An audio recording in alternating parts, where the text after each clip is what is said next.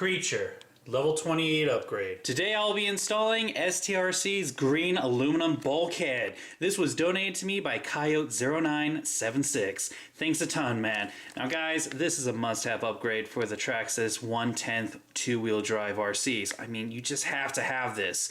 Not to mention, it'll help me get rid of that little fiberglass piece because I'm not going to need the extra support for the bulkhead.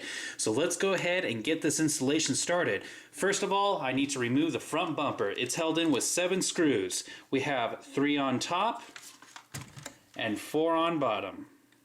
Now I can go ahead and pull off the front bumper. Next, I need to take off the turnbuckles from the steering bell cranks. It's held in with a screw on each side. Now that I removed the turnbuckles from the steering bell cranks, it's time to focus on the bulkhead. It's held in with 4 screws, 2 on top and 2 on bottom. Now I can go ahead and pull off the front assembly, and now I have to remove the front shock tower from the bulkhead. It's held on with 2 screws. And finally, the last thing I need to do is remove the A-arms. The A-arms are held on with these kingpins and these E-clips. And I'm going to pop out the E-clips using these fine-tip tweezers. So I'm just going to go ahead and pry them off on each side. Just like that. Remove this fiberglass support.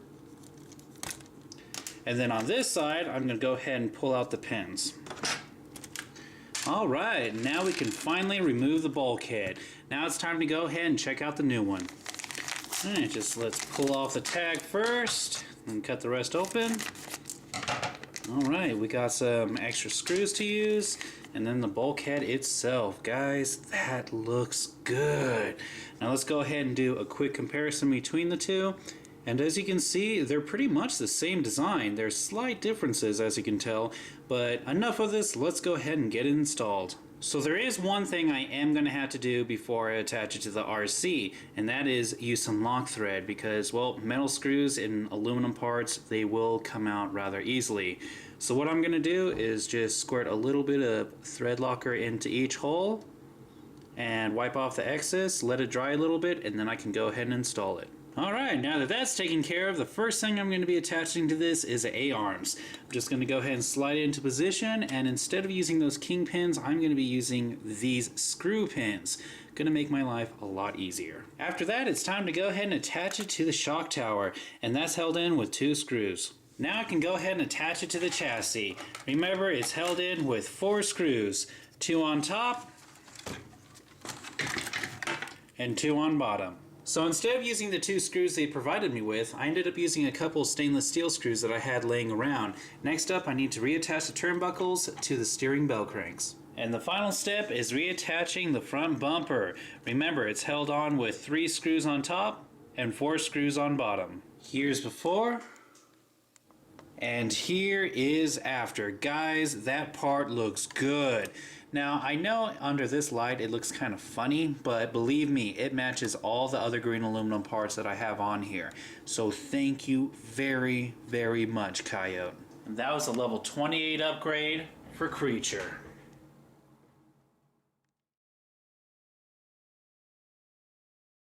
And now the bulkhead can be pulled right off the front. Next, I need to go ahead and remove the rear shock... Oh, it's the front, not the rear.